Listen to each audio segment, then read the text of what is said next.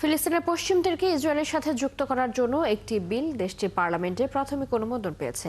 এই পদক্ষেপের নিন্দা জানিয়ে মার্কিন প্রেসিডেন্ট ডোনাল্ড ট্রাম্প বলেছেন, এমনটি ঘটলে যুক্তরাষ্ট্রের সব সমর্থন হারাবে ইসরায়েল। ইসরায়েলের পার্লামেন্টে এমন সময় বিলটিতে অনুমোদন দেওয়া হলো যখন ট্রাম্পের 20 দফা শান্তি পরিকল্পনা অনুযায়ী গাজায় যুদ্ধবিরতি চলছে।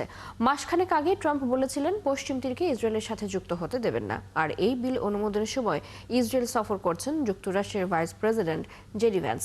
বুধবার অনুমোদন পাওয়া প্রথম বিলটি পার্লামেন্টে তোলা হয়েছিল প্রধানমন্ত্রী বেনিয়ামিন নেতানিয়াহুর নেতৃত্বাধীন ক্ষমতাসীন জোট সরকারের বাইরে থেকে।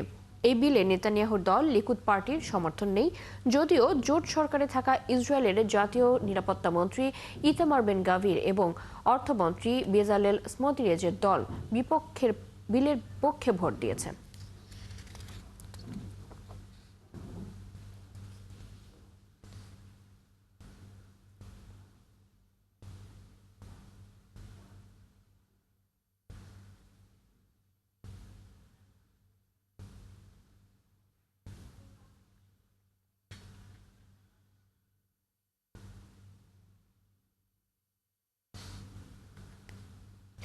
রাশিয়ার প্রধান তেল শিল্পের ওপর নতুন করে যুক্তরাষ্ট্র নিষেধাজ্ঞা আরোপ করায় বিশ্ববাজারে তেলের দাম রাতারাতি 5% বেড়ে গেছে। এই নতুন নিষেধাজ্ঞার পর ভারত ও রাশিয়ার বিভিন্ন কোম্পানি থেকে তেল আমদানি বড় পরিসরে কমানো বা পুরোপুরি বন্ধ করার পরিকল্পনা করছে। এদিকে মার্কিন নিষেধাজ্ঞার প্রভাবে তেলের দাম বিশ্ববাজারে আরও বাড়তে পারে এবং এর অর্থনৈতিক প্রভাব ব্যাপক হবে বলে মনে করছেন বিশ্লেষকরা। সৃষ্টি ঘটকের রিপোর্ট। রাশিয়ার প্রধান দুটি তেল কোম্পানি রসনেফট ও লুকওয়েলের ওপর যুক্তরাষ্ট্র নতুন নিষেধাজ্ঞা আরোপের পর বিশ্ববাজারে অপরিশোধিত তেলের দাম 5% বেড়েছে। বাজারে ব্রেন্ট ক্রুডের মূল্য বেড়ে ব্যারেল প্রতি $65.98 হয়েছে, যা 5.4% বেশি। বিশ্লেষকরা বলছেন, যুক্তরাষ্ট্রের নিষেধাজ্ঞার কারণে চীন ও ভারতের পরিশোধনাগারগুলোকে বিকল্প সরবরাহকারীর সন্ধান করতে হবে, নয়তো পশ্চিমা ব্যাংকিং ব্যবস্থার বাইরে চলে যাওয়ার ঝুঁকিতে পড়বে তারা। তবে এই নিষেধাজ্ঞা দিয়ে ট্রাম্প তেমন কোনো সুবিধা করতে পারবেন না বা তার উদ্দেশ্য সফল হবে না বলেও মনে করছেন বিশেষজ্ঞরা। যুক্তরাষ্ট্রের নিষেধাজ্ঞাগুলো তেলের সরবরাহ ও চাহিদার বড় ধরনের পরিবর্তন আনতে পারবে কিনা তা নিয়ে সন্দেহ রয়েছে। গত 3.5 বছরে রাশিয়ার উপর যত নিষেধাজ্ঞা দেওয়া হয়েছে তার কোনোটি উৎপাদন বা রাজস্বে তেমন প্রভাব ফেলতে পারেনি। তেল খাতের সংশ্লিষ্ট সূত্র মতে নতুন নিষেধাজ্ঞার কারণে ভারতীয় তেল পরিশোধনাগারগুলো রুশ তেল আমদানি ব্যাপকভাবে কমাতে পারে। ভারতের সবচেয়ে বড় বেসরকারি রিফাইনাল রিলায়েন্স ইন্ডাস্ট্রিজ সম্পূর্ণভাবে রুশ তেল কেনা বন্ধ করার পরিকল্পনা করছে। রসনেফটের সঙ্গে তাদের বড় আকারের দীর্ঘমেয়াদী চুক্তিও স্থগিত করার পরিকল্পনা রয়েছে। তেল খাতের সংশ্লিষ্ট সূত্র মতে নতুন নিষেধাজ্ঞার কারণে ভারতীয় তেল পরিশোধনাগারগুলো রুশ তেল আমদানি ব্যাপকভাবে কমাতে পারে। ভারতের সবচেয়ে বড় বেসরকারি রিফাইনারি রিলায়েন্স ইন্ডাস্ট্রিজ সম্পূর্ণভাবে রুশ তেল কেনা বন্ধ করার পরিকল্পনা করছে। রিলায়েন্সের এক মুখপাত্র বলেন, রুশ তেল আমদানির পুনর্বিন্যাস প্রক্রিয়া চলছে এবং কোম্পানিটি ভারতের সরকারের নির্দেশনার সঙ্গে সম্পূর্ণভাবে সামঞ্জস্য রেখে কাজ করবে।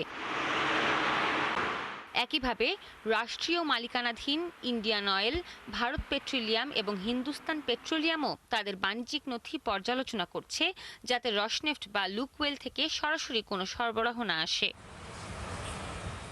তবে ওপেক প্লাসের উৎপাদন বাড়ানোর সিদ্ধান্তের কারণে সরবরাহ উদ্বৃত্তের আশঙ্কায় তেলের দামের ঊর্ধ্বগতি কিছুটা সীমিত থাকে। মার্কিন জ্বালানি তথ্য সংস্থা EIA জানিয়েছে, দেশটিতে গত সপ্তাহে অপরিশোধিত তেল, পেট্রোল ও ডিজেলের মজুদ কমেছে, যা পরিশোধন কার্যক্রম ও জ্বালানির চাহিদা বৃদ্ধির ইঙ্গিত দিচ্ছে। সৃষ্টি ঘটক, ৭১।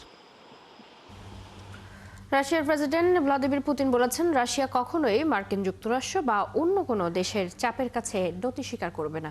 এছাড়া রাশিয়ায় যে কোনো হামলার প্রতিক্রিয়া অত্যন্ত গুরুতর হবে বলে হুঁশিয়ারি দেন রুশ প্রেসিডেন্ট। পুতিন বলেন, রাশিয়ার ওপর নিষেধাজ্ঞা বন্ধুত্ব সুলভ কাজ নয় এবং এর নির্দিষ্ট পরিণতি হবে। এই নিষেধাজ্ঞা রাশিয়ার অর্থনৈতিক ক্ষেত্রে উল্লেখযোগ্য প্রভাব ফেলবে না বলেও জানান তিনি। রাশিয়ার জ্বালানি খাত নিয়ে চিন্তার কিছু নেই বলেও জানান পুতিন।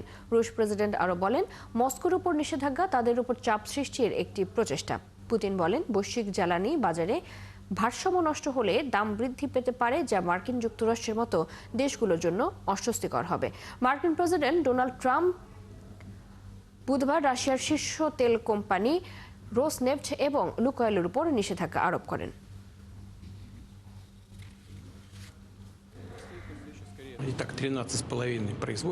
এটি অবশ্যই রাশিয়ার উপর চাপ প্রয়োগের একটি প্রচেষ্টা, কিন্তু কোনো আত্মমর্যাদাশীল দেশ কখনো চাপের মুখে সিদ্ধান্ত নেয় না। রাশিয়ার উপর নিষেধাজ্ঞা আমাদের অর্থনৈতিক ক্ষেত্রে উল্লেখযোগ্য প্রভাব ফেলবে না। এই ধরনের পদক্ষেপের মাধ্যমে মার্কিন প্রশাসন রাশিয়া যুক্তরাষ্ট্রের সম্পর্ককে ক্ষতিগ্রস্ত করছে।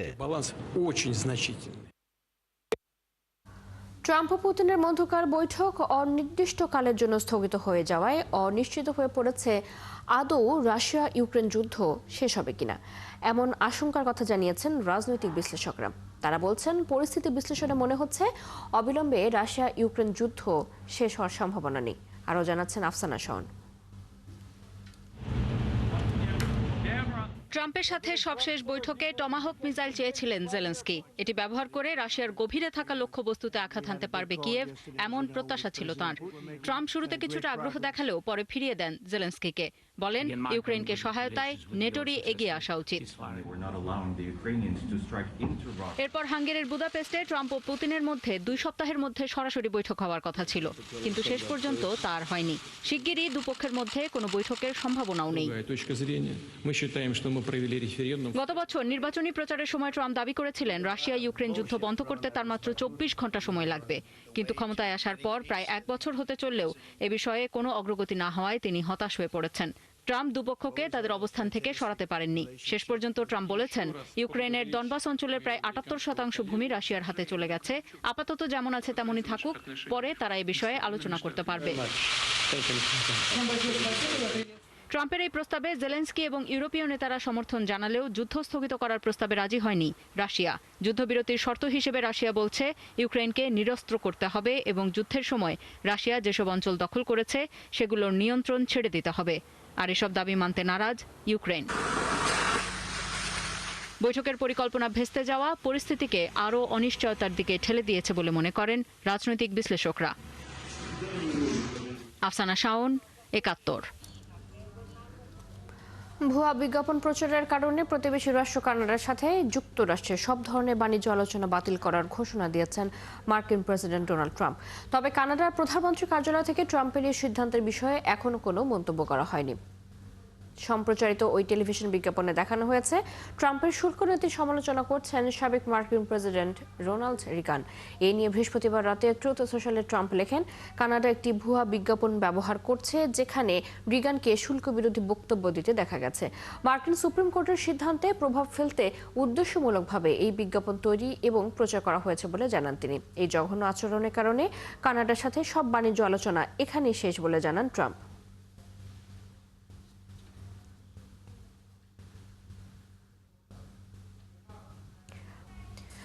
ট্রাম্প এবং চীনের প্রেসিডেন্ট শি জিনপিং এর সাক্ষাতে বিষয়টি নিশ্চিত করেছে হোয়াইট হাউস।